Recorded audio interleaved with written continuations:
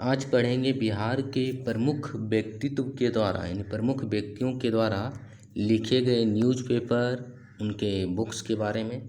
तो पहला है स्वामी सहजानंद सरस्वती।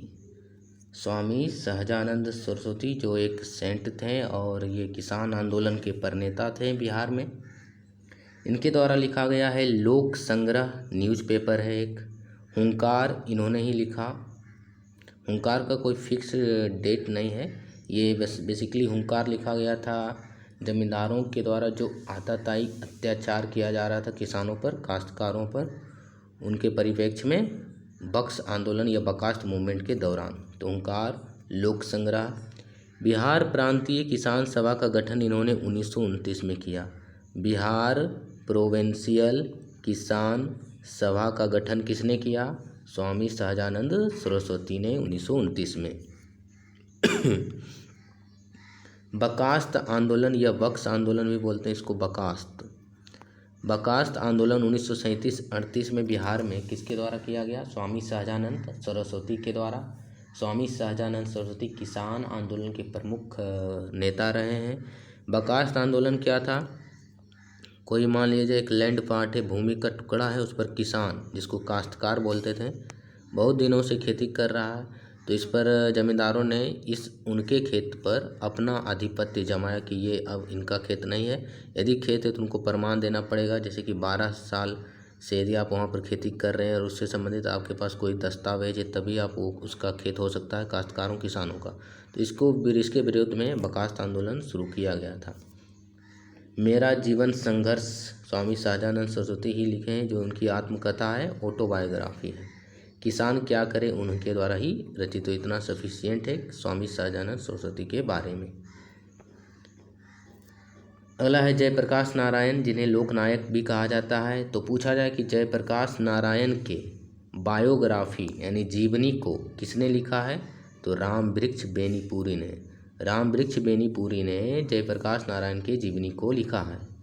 पूर्ण स्वतंत्रता की ओर towards total revolution Jayaprakash Narayan ने लिखा है। कांग्रेस समाजवादी दल, कांग्रेस सोशलिस्ट पार्टी 1934 में बनाया जयप्रकाश नारायण। संपूर्ण क्रांति टोटल रिवॉल्यूशन 1975 में स्टार्ट किया गया जेपी के द्वारा। अगला है डॉक्टर राजेंद्र प्रसाद के द्वारा लिखे गए प्रमुख कृतियाँ। तो डॉक्टर राजेंद्र प्रसाद को देश रत्न कहा जाता है। इंडिया डिवाइडेड बुक इन्होंने ही लिखा, भारत खंडित। आत्मकथा नाम से इन्होंने ही अपने ही आत्मकथा को आत्मकथा के नाम से लिखा है। बापू के कदमों में, सत्याग्रह इन चंपारण और सर्च लाइट जो न्यूज़पेपर था उसके ये फाउंडर भी रहे हैं।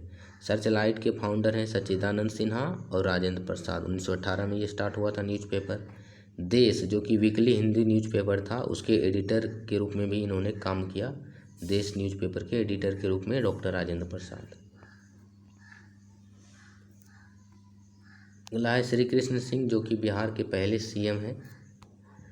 बिहार केसरी भी इन्हें कहा जाता है। स्वराज दल 1923 में इन्होंने ही बनाया बिहार में। तो बिहार में स्वराज पार्टी का गठन किसने किया? श्री कृष्ण सिंह। और कांग्रेस सोशलिस्ट पार्टी पूछा जाएगा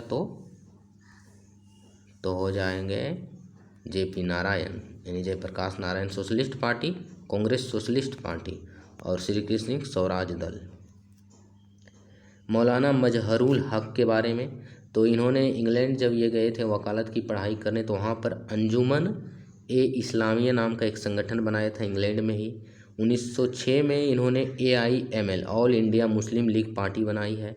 तो all India Muslim league party का गठन किसने किया? 1906 में मौलाना मजहरुल हक। मदरलैंड इन्होंने पब्लिश किया, मैगजीन है मदरलैंड मौलाना मजहरुल हक। सदाकत आश्रम जो पटना में बनाया गया है इन्हीं के द्वारा बनाया गया था 1921 में। और इसमें जो ज़मीन दान दिया था उसका नाम था खैरू मियाँ। खैरू मियाँ नामक व्यक्ति ने सदाकत आश्रम और उसी आश्रम में बिहार विद्यापीठ भी बनाया गया था, तो ये ज़मीन दान दिए थे, बनाया था मजहरुल हक ने। बिहार विद्यापीठ 1921 में 6 फरवरी 1921 को ये महात्मा गांधी के द्वारा इसका उद्घाटन किया गया था, बनाया गया था हक के द्वारा, जमीन दिया था खैरू मियाँ। मौलाना अबुल कलाम आज़ाद। अल हिलाल और अल बलाग इन्होंने पब्लिश किया। 1923 के कांग्रेस के जो स्पेशल सेशन हुआ था दिल्ली में, उसमें ये 35 वर्ष की आयु में अध्यक्ष बने थे, जो कि पूरे कांग्रेस के सेशन में सबसे युवा ये थे।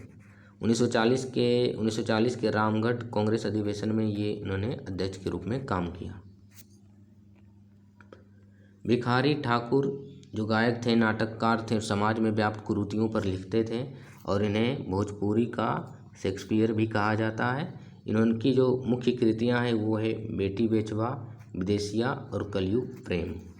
इसमें सबसे इम्पोर्टेंट है विदेशिया। विद्यापति जिसे मैथिल कोकिल भी कहा जाता है, इन्होंने पदावली लिखा है, कीर्तिलता लिखा है। कीर्तिपदा का ये बहुत बार पूछा गया है। कीर्तिलता और कीर्तिपदा का किनकी रचना है, तो मैथिल कोकिल विद्यापति की। गंगा वाक्यावली भी इन्होंने लिखा है, दान वाक्यावली भी लिखा है। रामवृक्ष बेनीपुरी, तो अमर ज्योति और रामवृक्ष बेनीपुरी ही जयप्रकाश नारायण का जीवनी लिखा है, इन्होंने एडिट किया उसको।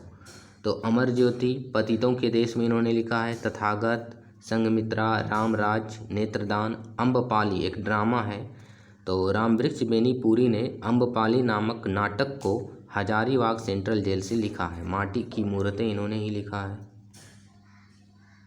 अगला है शारदा सिन्हा, जिन्हें पद्म विभूषण से सम्मानित किया गया है 2025 में। यानी पद्म का जितना भी अवार्ड है इन्हें मिल चुका है, भारत रत्न अभी नहीं मिला है।